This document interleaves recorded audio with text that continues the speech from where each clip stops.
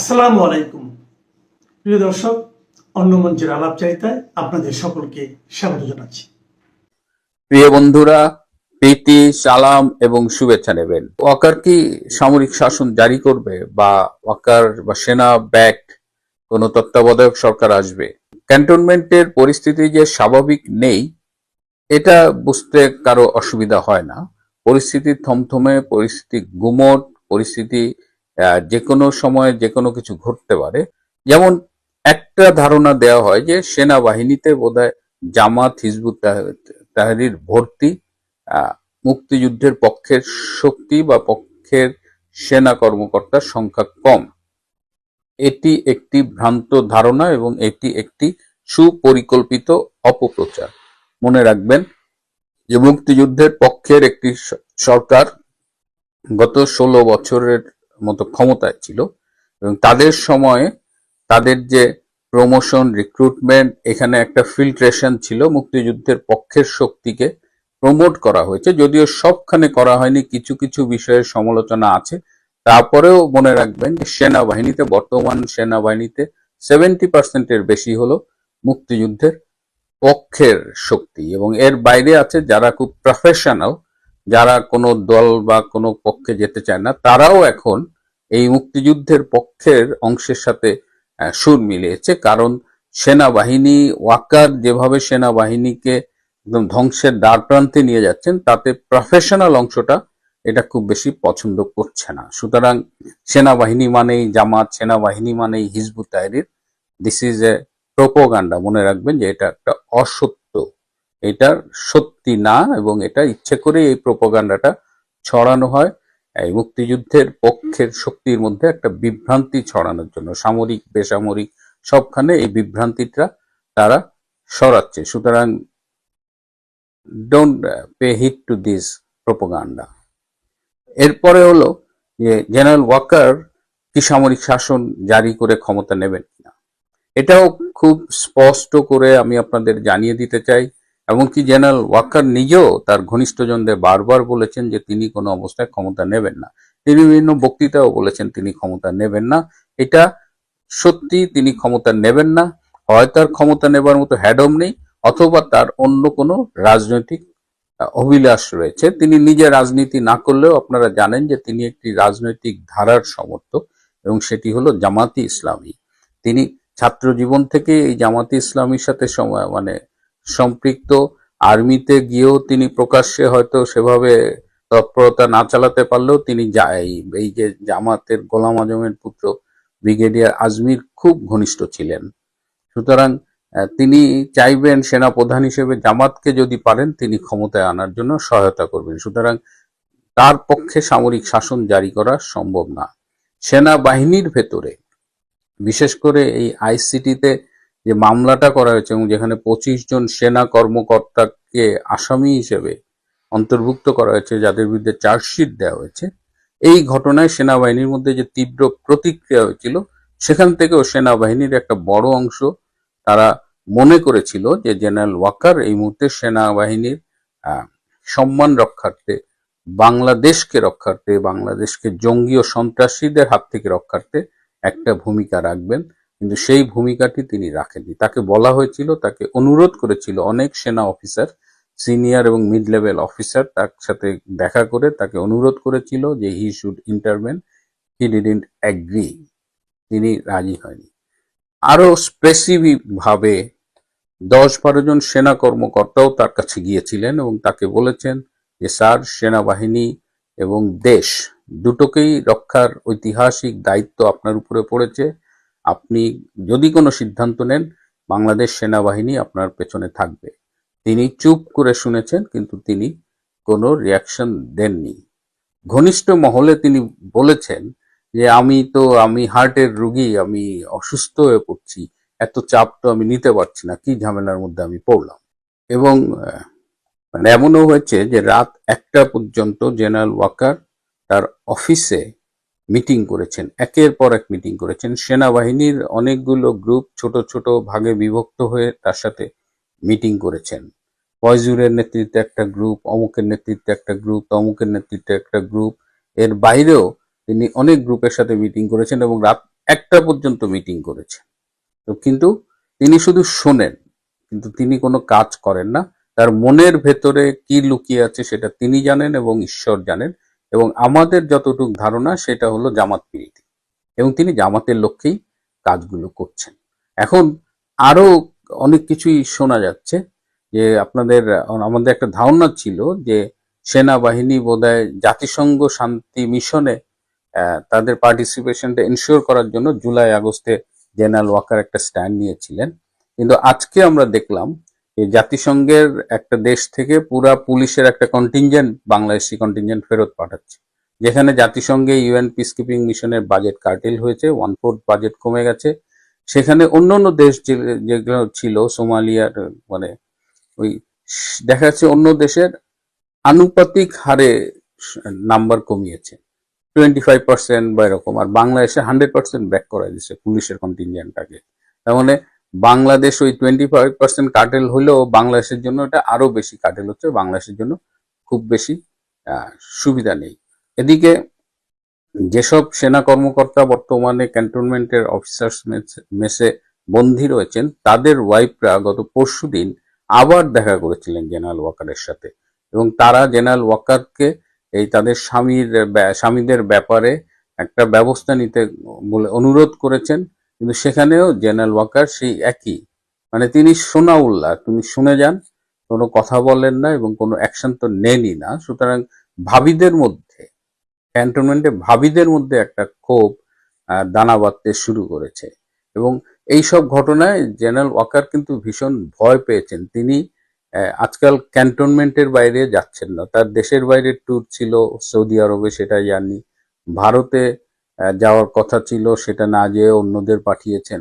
এখন তিনি ক্যান্টনমেন্টেরই বাইরে যাচ্ছেন না, তিনি একেবারে তার বাসা এবং অফিসে থাকেন, এবং তার নিরাপত্তা বাড়িয়েছেন। তার নিরাপত্তার জন্য তিনি কমান্ডো অফিসারদের নিয়োগ করেছেন এই জালালাবাদ, সিলেট ক্যান্টনমেন্ট থেকে এবং কুমিল্লা ক্যান্টনমেন্ট থেকে স্পেশাল ট্রেইন কমান্ডো অফিসারদের তিনি নিয়ে এসেছেন, এবং তিনি ভীষণ ভয়ে আছেন যে আসলে কি হবে না হবে।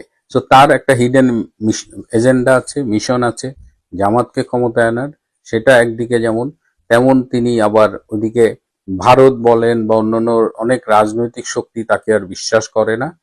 এমনকি আমেরিকা, তিনি বলতেন যে আমেরিকার বাইরে আমি যেতে পারবো না, কিন্তু সেই আমেরিকাও এখন আর তাকে খুব একটা রিলাই করছে না। আমেরিকা ভারতের সাথে মিলে বাংলাদেশের ব্যাপারে কোনো কিছু হয়তো সিদ্ধান্ত নেবে, এবং ভেতরে যারা বিভিন্ন সময়ে জেনারেল ওয়াকারের সাথে দেখা করেছে, জেনারেল ওয়াকারকে স্টেপ ইন করতে বলেছে বা অ্যাটলিস্ট কোনো একটা কার্যকর ভূমিকা রাখতে বলেছে, তারাও কিন্তু ক্রমে ক্রমে মানে তারাও জোটবদ্ধ হচ্ছে, তারা ক্ষুব্ধ হচ্ছে, এবং তারা সর্বশেষ জেনারেল ওয়াকারকে বলেছে যে sir, you should resign and go, আপনি কাউকে ভারপ্রাপ্ত সেনাপ্রধান করে চলে যান, then will take care of, এইটা পর্যন্ত তাকে বলা হয়েছে, কিন্তু সেখানেও তিনি কোনো কথা বলেননি। সুতরাং এই যে এতগুলো ক্ষোভ, এতগুলো অফিসারদের ক্ষোভ, এই এবং যে প্রতিকূল চ্যালেঞ্জিং অবস্থার মধ্যে সেনাবাহিনী দাঁড়িয়ে আছে, যে কোনো দিন যে কোনো মুহূর্তে ঘটতে পারে। তবে যারা বলছেন যে জামাতের ব্রিগেডিয়ার আজমির সহায়তায় জামাতপন্থী সেনা কর্মকর্তারা ক্ষমতা নিচ্ছে, আর্মির ক্ষমতা নিচ্ছে, এবং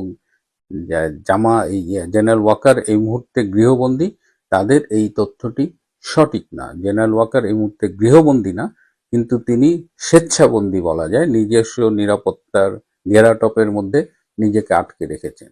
সুতরাং ক্যান্টনমেন্টের ব্যাপারে চূড়ান্ত মন্তব্য করবার কিছু সময় আসেনি, কিন্তু আবার ক্যান্টনমেন্ট থেকে চোখও ফিরিয়ে রাখা যাবে না। Any day, any time, anything may happen. দেশের রাজনৈতিক বিশৃঙ্খলা তো চলছেই, সাংঘাতিক ভয়াবহ বিশৃঙ্খলা চলছে। 24 ঘন্টা বলবো না, 12 ঘন্টার খবরগুলো যদি আপনারা দেখেন, আপনাদের পত্রপত্রিকায় তাকাতে হবে না, আপনাদের টেলিভিশন তাকাতে হবে না, আপনারা অসুস্থ বোধ করবেন। আমরা যারা খবরের ফেরিওয়ালা, খবর সংগ্রহ করি এবং খবরগুলো নিয়ে অ্যানালাইসিস করি, আপনাদের সামনে তুলে ধরি, খবর জানাই, আমাদের কাছে আমাদের কাজ শুরু হয়ে গেছে। তো আমরা বহু চড়াই উতরাই পার হয়ে এসেছি, বহু বিভৎস সময়, বিভৎস পরিস্থিতি মোকাবিলা করে এসেছি। এই জন্যে আমরা কিছুটা কম্পাইল করার চেষ্টা করি আপনাদের সামনে, এবং যতটা ধীরে স্থির স্যাংশন করে, বিকৃত না করে উপস্থাপন করা যায়। আমাদের দেশ যে ভালো নাই, এটা 10 অক্টোবর 2025 সারাদিন যদি চোখ বোলান, সরকার যতই গলা ফাটাক ভালো আছে ভালো আছে, হ্যাঁ পরিস্থিতি ভালো, আইন শৃঙ্খলা নিয়ন্ত্রণে, একটা সুস্থ স্বাভাবিক মানুষের সামনে পরিস্থিতি তুলে ধরলে সে এটা বলবে না। গত 12-14 ঘন্টায় যে সিচুয়েশন, যেসব খবর আমি ছোট্ট করে একটু শুধু সামারি করি, আপনাদের চোখের সামনে থাকবে বিষয়গুলো এবং আপনারা বুঝতে পারবেন যে আমরা কোন দিকে যাচ্ছি, কোথায় আছে ডক্টর ইউনূসের হাতে আমাদের দেশ। ছোট্ট ছোট করে একটু, ময়মনসিংহে থেমে থাকা বাসে দুর্বৃত্তদের আগুন, নিহত 1। রাত 3টায় যাত্রাবাড়িতে রায়দা পরিবহনের একটি বাসে, রাত 2টায় রায়ের বাজারে রাজধানী পরিবহনের বাসে এবং ভোর 4টায় উত্তরা খালপাড়ে রায়দা পরিবহনের আরেকটি বাসে আগুন দেয় দুর্বৃত্তরা। আগুনে পুরো 3টি বাসই সড়কের পাশে পার্কিং করা ছিল, তবে অগ্নিকাণ্ডে কোনো হতাহতের ঘটনা ঘটেনি। রাজধানী বসুন্ধরা মেন গেট 100 ফিট সড়কে রাত 3টার দিকে একটি প্রাইভেট কারে দুর্বৃত্তরা আগুন দেয়। রাজধানী মতিঝিল এলাকায় ইসলামী বালিকা বিদ্যালয় ও মহাবিদ্যালয়ে ককটেল ছুঁড়েছে দুর্বৃত্তরা, এতে কোনো হতাহতের ঘটনা ঘটেনি। রাজধানীতে হাত পাম্প বাঁধা অবস্থায় মোহাম্মদপুর থানা ছাত্রদলের যুগ্ম আহ্বায়ক সাব্বির আহমেদের লাশ পাওয়া যায়। রাজধানীর গুলশান লেকের পাশে এক যুবককে কুপিয়ে হত্যা করেছে দুর্বৃত্তরা। নিহতের নাম সৌরভ, তার গ্রামের বাড়ি পটুয়াখালীর বাউফলে। সোমবার দিবাগত রাত 12:30টার দিকে গুলশানের 55 নম্বর রোডের শেষ মাথায় লেকের পাশে ওয়াকওয়ে থেকে সৌরভের রক্তাক্ত মরদেহ উদ্ধার করে পুলিশ। পরে তার মরদেহ ময়নাতদন্তের জন্য শহীদ সোহরাওয়ার্দী মেডিকেল কলেজ হাসপাতালে মর্গে পাঠানো হয়। জগন্নাথ বিশ্ববিদ্যালয় ক্যাম্পাসে শাখা ছাত্র দলের 2 গ্রুপের মধ্যে দফায় দফায় সংঘর্ষের ঘটনা ঘটেছে। এতে 2 পক্ষে অন্তত 8 জন আহত হয়েছে বলে জানা গেছে। সংঘর্ষে ছাত্রদলের কেন্দ্রীয় সহসভাপতি বাসেদ গ্রুপ ও সুমন সর্দারের গ্রুপ জড়িত ছিল বলে চিহ্নিত হওয়া গেছে। রাজধানীর সূত্রাপুরে মালঞ্চ বাসে আগুন। এবং সবশেষ আমরা যেটা জানতে পেরেছি, সবশেষ আমাদের খবর হলো ধানমন্ডিতে আন্তর্জাতিক অপরাধ ট্রাইব্যুনালের তদন্ত সংস্থার কার্যালয়ের সামনে ককটেল বিস্ফোরণ। এই হলো সুখের রাজধানী, সুখের বাংলাদেশ। এরপর যেটা হয়েছে, সরকার ভেতরে কামড় আছে, কামড় না থাকার কোনো কারণ নেই। সারা দেশে চলমান বিভিন্ন সহিংসতা, অগ্নিসংযোগের মতো নাশকতার বিষয়টি বিবেচনায় নিয়ে দেশের সব বিমানবন্দরকে সতর্ক থাকার নির্দেশ দিয়েছে বেসামরিক বিমান চলাচল কর্তৃপক্ষ। সব বিমানবন্দর সতর্ক থাকবে। কোন পর্যায়ে গেলে পরে বিমানবন্দর এলাকাতেও সতর্ক ঘোষণা করা হয়েছে? আমরা বারবার প্রশ্ন তুলেছি, কারা করছে এসব? এত সব লাগাতার গত 2 দিন আওয়ামী লীগের পক্ষে সম্ভব? আওয়ামী লীগ এভাবেই ছড়িয়ে গেছে শহরে? তাহলে সরকার এতদিন কি করেছে? সরকার তাহলে তার যেই কৌশলে ছিল সেই কৌশল ভুল, সেটাই প্রমাণ হচ্ছে। আমরা বারবার যে বলি রাজনৈতিক সমস্যার যেটা লাগিয়েছে সেটা সমাধান রাজনৈতিক ভাবে করতে হবে। বাংলাদেশের আন্তর্জাতিক অপরাধ ট্রাইব্যুনালে সাবেক প্রধানমন্ত্রী শেখ হাসিনার বিরুদ্ধে বিচারাধীন মানবতা বিরোধী অপরাধের মামলার রায় ঘোষণার দিনক্ষণ ঠিক হবে 13 নভেম্বর। কিন্তু এই আদালতে চলমান বিচার প্রক্রিয়ার স্বচ্ছতা ও অনিয়ম নিয়ে প্রশ্ন এবং আশঙ্কা বাড়ছে। সে আশঙ্কাগুলো এবার আওয়ামী লীগের পক্ষ থেকে নিয়ে যাওয়া হয়েছে জাতিসংঘের দপ্তরে। বাংলাদেশের আন্তর্জাতিক অপরাধ ট্রাইব্যুনালে সাবেক প্রধানমন্ত্রী শেখ হাসিনার বিরুদ্ধে চলমান বিচারে আইনি প্রক্রিয়া লঙ্ঘনের গুরুতর আশঙ্কার কথা জানিয়ে অন্যায় ও অনিয়মের অভিযোগ তুলে ধরে জাতিসংঘে জরুরি আবেদন জানিয়েছেন লন্ডনের ডাউটি স্ট্রিট চেম্বার্সে 2 জন প্রভাবশালী আইনজীবী। এই 2 আইনজীবী হলেন স্টিফেন পালস কেসি ও তাতিয়ানা এজরায়েল। এই 2 আইনজীবীর আপিলটি বিশ্লেষণ করে দেখা যাবে আইসিটির 3টি আইনি প্রক্রিয়ার দুর্বলতার কথা তারা তুলে ধরেছেন। 1, অভিযুক্তের অনুপস্থিতিতে বিচার এবং মৃত্যুদণ্ডের ঝুঁকি। 2, বিচারক ও প্রসিকিউটরের রাজনৈতিক সংশ্লিষ্টতার অভিযোগ। এবং 3, নির্বাচনী বিচার বা সিলেক্টিভ জাস্টিস এর নীতি। বিশ্লেষকরা মনে করেন এই 3টি উপাদান আন্তর্জাতিকভাবে ন্যায্য বিচারের মৌলিক অধিকারকে মারাত্মকভাবে প্রশ্নবিদ্ধ করে। মজার ব্যাপার হলো, বর্তমান অন্তর্বর্তী সরকারের ঘনিষ্ঠ জন হিসেবে পরিচিত ব্রিটিশ সাংবাদিক ডেভিড বার্গম্যান ও ব্রিটিশ আইনজীবী টবি ক্যাটম্যান এই 3টি বিষয় এরই মধ্যে সমালোচনা করেছেন এবং আইসিটিকে সংস্কারের জন্য অন্তর্বর্তী সরকারকে পরামর্শ দিয়েছিলেন। বিগত আওয়ামী লীগ সরকারের আমলে আইসিটির সমালোচনা করায় এই 2 জনই শাস্তির মুখোমুখি হয়েছিলেন। এমনকি ইংল্যান্ডের হাউস অব লর্ডসের সদস্য লর্ড কার্লাইল মাত্র কয়েকদিন আগে আইসিটি প্রক্রিয়া নিয়ে প্রশ্ন তুলেছেন। আবার আওয়ামী লীগের হয়ে ডাউটি স্ট্রিটের 2 আইনজীবী এমন কিছু বিষয় সামনে এনেছেন যেগুলো এরই মধ্যে জাতিসংঘ মানবাধিকার কমিশনের রিপোর্টে উল্লেখ করা হয়েছে। ফলে জুলাই হত্যাকাণ্ডের বিচারের প্রক্রিয়ার স্বচ্ছতা শুরুতেই আন্তর্জাতিকভাবে বিরাট প্রশ্নের মুখে পড়ে যাচ্ছে কিনা সে আশঙ্কা দেখা দিয়েছে। জাতিসংঘের বিচারক ও আইনজীবীদের স্বাধীনতা বিষয়ক বিশেষ দূত এবং বিচার বহির্ভূত হত্যাকাণ্ড বিষয়ক বিশেষ দূতের কাছে সম্প্রতি শেখ হাসিনার পক্ষে ডাউটি স্ট্রিটের আইনজীবীরা এই আবেদন জমা দেন। সোমবার ডাউটি স্ট্রিট চেম্বার্সের বিজ্ঞপ্তিতে বলা হয়, ওই আবেদনে দুই আইনজীবী শেখ হাসিনার অনুপস্থিতিতে চলমান বিচার প্রক্রিয়া, তার ন্যায় বিচারের অধিকার ও যথাযথ আইনি প্রক্রিয়া লঙ্ঘনের বিষয়ে গভীর উদ্বেগ তুলে ধরে আপিল করেছেন। আপিলে বলা হয়েছে, বাংলাদেশের আন্তর্জাতিক অপরাধ ট্রাইব্যুনাল বা আইসিটিতে শেখ হাসিনার অনুপস্থিতিতে চলা বিচার প্রক্রিয়া ন্যায্য বিচারের মৌলিক অধিকার ও আইনি প্রক্রিয়া গুরুতরভাবে লঙ্ঘিত হচ্ছে। দুই ব্রিটিশ আইনজীবী কেসি ও ইসরায়েল জরুরি আবেদনে লেখেন, অপরাধের অভিযোগ আওয়ামী লীগের লোকজনের বিরুদ্ধে যেমন আছে, তেমনি দলটির সমর্থকদের উপর প্রতিশোধমূলক নির্যাতন চালানোর অভিযোগ রয়েছে। দর্শক, জুলাই আন্দোলনের সময় সংঘটিত হত্যাকাণ্ড নিয়ে জাতিসংঘের মানবাধিকার কমিশন যে রিপোর্ট দিয়েছে সেখানেও একই তথ্য আছে। জাতিসংঘের ওই রিপোর্টে যে অনুমিত 1400 জন হত্যাকাণ্ডের সংখ্যা উল্লেখ করা হয়েছে, তার মধ্যে 144 জন আওয়ামী লীগ ও 44 জন পুলিশ সদস্যের কথা বলা আছে। জাতিসংঘের প্রতিবেদনে 5ই আগস্টের আগে পরে পুলিশ ও আওয়ামী লীগ সমর্থকদের উপর সহিংসতার বিবরণ এসেছে রক্ষণশীল ভঙ্গিতে। এমনকি পুলিশ হত্যা কিংবা থানায় আক্রমণের পরিসংখ্যান তুলে ধরার ক্ষেত্রেও তারা নির্ভর করছে অন্তর্বর্তী সরকারের ভাষ্যের উপর। জাতিসংঘের এই প্রতিবেদনে বলা হয়েছে, আওয়ামী লীগ ও পুলিশের বিরুদ্ধে মামলা হলেও মানবাধিকার লঙ্ঘনের ঘটনায় জড়িত বাকিরা জবাবদিহিতার বাইরে থেকে যাচ্ছে। ডাউটি স্ট্রিটের আইনজীবীদের আবেদনে বলা হয়েছে, অন্তর্বর্তী সরকার রাজনৈতিক প্রতিহিংসা থেকে কেবল সাবেক সরকারের কর্মকর্তাদের বিচার করছে, অথচ যারা আন্দোলন বা অভ্যুত্থান সফল করেছে বলে দাবি করেছে তাদের বিচারের আওতার বাইরে রাখা হয়েছে। মানে যারা অভ্যুত্থানের পক্ষে ছিল তারা গত বছরের 15 জুলাই থেকে 8 আগস্ট পর্যন্ত যেসব অপরাধ করেছে সেগুলোর বিচার না করার সিদ্ধান্ত নিয়েছে অন্তর্বর্তী সরকার। দর্শক, বিষয়টি আন্তর্জাতিক বিচার ব্যবস্থার মৌলিক নীতির সঙ্গে সাংঘর্ষিক। আইন বিশেষজ্ঞরা বলছেন, আন্তর্জাতিক অপরাধ আইনে জবাবদিহিতা অবশ্যই সামগ্রিক হতে হয়। কেবল পরাজিত পক্ষকে বিচারের আওতায় আনলে তা রাজনৈতিক প্রতিশোধ বা ভিক্টর জাস্টিস হিসেবে গণ্য হয়। এই দায়মুক্তির সিদ্ধান্ত ট্রাইব্যুনালের বিশ্বাসযোগ্যতাকে মারাত্মকভাবে ক্ষুণ্ণ করেছে। আবেদনে দুই ব্রিটিশ আইনজীবী বলেছেন, আন্তর্জাতিক অপরাধ ট্রাইব্যুনালের বিচার কাজে রাজনৈতিক প্রতিহিংসা প্রাধান্য পাচ্ছে, আর এমন একটি অনির্বাচিত সরকারের অধীনে বিচার কাজ চলছে যাদের জনসাধারণের কোনো ম্যান্ডেট নেই। এতে শেখ হাসিনার ন্যায় বিচার পাওয়ার বিষয়ে কোন কোন অধিকার লঙ্ঘন হচ্ছে তা তুলে ধরেছেন দুই আইনজীবী। তারা 3টি বিষয়ের কথা সুনির্দিষ্টভাবে আপিলে তুলে ধরেছেন। ডাউটি স্ট্রিট চেম্বার্সের আবেদনের মূল আইনি উদ্বেগের একটি হলো ট্রাইব্যুনালের স্বাধীনতা ও নিরপেক্ষতা নিয়ে প্রশ্ন। International covenant on civil and political rights বা ICCPR এর 14(1) অনুচ্ছেদ অনুযায়ী প্রত্যেক ব্যক্তির স্বাধীন ও নিরপেক্ষ আদালতে বিচার পাওয়ার অধিকার রয়েছে।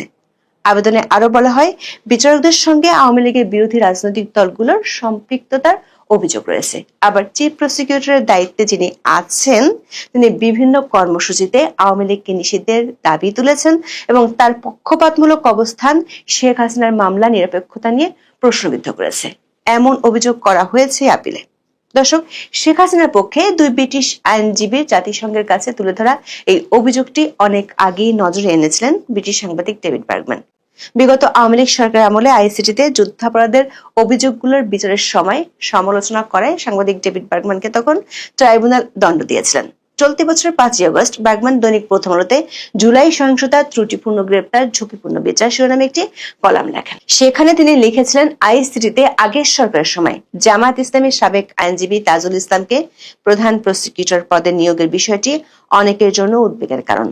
আন্তর্জাতিক অপরাধ ট্রাইব্যুনালের বিচার ও বিচারক নিয়ে কিছু প্রশ্ন শিরোনামে ডেভিড বার্গম্যানের আরেকটি কলাম দৈনিক প্রথম আলোতে প্রকাশিত হয় গত বছরের 24 অক্টোবর। সেই কলামে তিনি আইসিটির বিচারক নিয়োগ নিয়ে 5টি প্রশ্ন তুলে ধরেছিলেন। তিনি বলেছিলেন, এই নিয়োগগুলো নিয়ে উদ্বিগ্ন হওয়ার কারণ আছে। ডেভিড বার্গম্যান লিখেছিলেন, আইসিটির বিচারকদের কারোরই কর্মজীবনে কোনো মামলায় আন্তর্জাতিক আইনের নীতি প্রয়োগ করার কোনো অভিজ্ঞতা আছে বলে মনে হয় না। আলোচ্য বিচারের সঙ্গে মানবতার বিরুদ্ধে অপরাধ এবং তাকে ঘিরে থাকা জটিল আইন জড়িত, তাই এই অভিজ্ঞতা বিচারকদের জন্য একটি গুরুত্বপূর্ণ যোগ্যতা বলে মনে হয়। 3 বিচারপতির মধ্যে একজনের বিচারক হওয়ার কোনো অভিজ্ঞতাই নেই। তাছাড়া তিনি বাংলাদেশ জাতীয়তাবাদী দল বিএনপির সঙ্গে সম্পৃক্ত। ওই লেখায় ডেভিড বার্গম্যান লিখেছিলেন, এটা খুবই আশ্চর্যের বিষয় যে সরকার আইসিটি বিচারক হিসেবে এমন এক ব্যক্তিকে নিয়োগ দিল যিনি এমন একটি রাজনৈতিক দলের সদস্য যারা আওয়ামী লীগের ঘোর বিরোধী। অন্যদিকে অনেক আসামির আওয়ামী লীগের সঙ্গে জড়িত থাকার সম্ভাবনা বেশি। ডাউটি স্টেটের আপিলে তুলে ধরা দ্বিতীয় অভিযোগটি হলো মানবতা বিরোধী অপরাধের মতো অভিযোগে শেখ হাসিনার বিচার চলছে তার অনুপস্থিতিতে। শেখ হাসিনা কোনো আনুষ্ঠানিক অভিযোগপত্র পাননি এবং তার পছন্দের আইনজীবীরা হামলা ও হুমকির কারণে কাজ করতে পারছেন না। ফলে তিনি রাষ্ট্র নিযুক্ত আইনজীবীর মাধ্যমে বিচারের মুখোমুখি হচ্ছেন, যার সঙ্গে তার কোনো যোগাযোগ বা নির্দেশনা নেই। পাশাপাশি যেসব আইনজীবী অতীতে আওয়ামী লীগের হয়ে লড়েছেন বা দলটির সঙ্গে যুক্ত, তাদের উপরও হামলা নির্যাতন চালানো হচ্ছে বলে অভিযোগ করা হয়। তৃতীয় অভিযোগে ব্রিটিশ দুই আইনজীবী জাতিসংঘকে জানান, এ ধরনের বিচার প্রক্রিয়ার মধ্য দিয়ে শেখ হাসিনার মৃত্যুদণ্ডের মতো কোনো সাজা হলে তা কার্যত বিচার বহির্ভূত হত্যার শামিল হবে, যেটি কিনা আন্তর্জাতিক নাগরিক ও রাজনৈতিক অধিকার সনদ বা ICCPR এর 6 ও 14 নম্বর অনুচ্ছেদ লঙ্ঘন করবে।